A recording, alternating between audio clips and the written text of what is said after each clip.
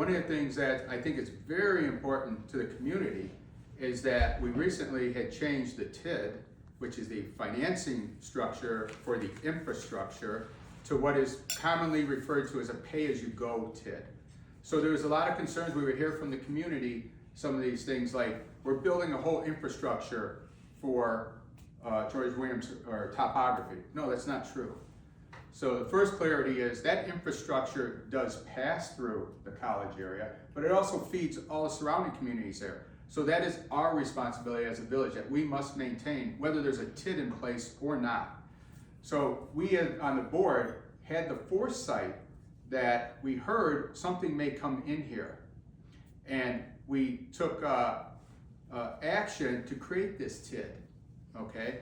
Because the big thing is, without getting too far into it, we wanted to capture the gains from a nonprofit valuation of that property to what would be a profitable valuation of that property.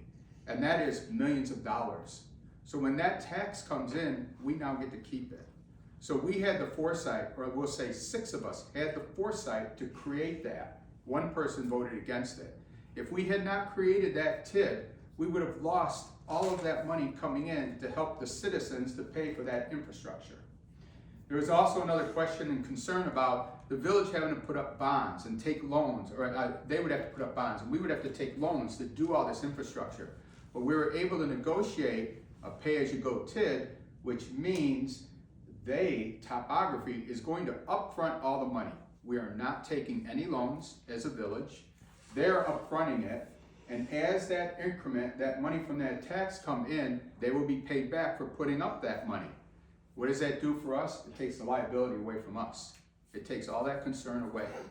So, and Adam had expressed already, with our budget of about $3 million, to add another, actually $1.75 million, because Adam talked about those charitable contributions of $250,000. That is a lot of money that will come into our general fund that we could do to improve our village. Some of the things I hear about where they want improvements and stuff is they would like to see some dressing up of the beachfront, young families and with kids. They want us to do more with parks, which I'm all in favor of, but I also try to be fiscally responsible also. And sometimes you just can't do these things. The village has the opportunity to go out and borrow for capital improvements. The borrowing, we're okay to go do. We've got plenty of borrowing power, but the nice thing is we've got several people on the board that realize we can't just go borrow and overburden you. That's not the right thing to do.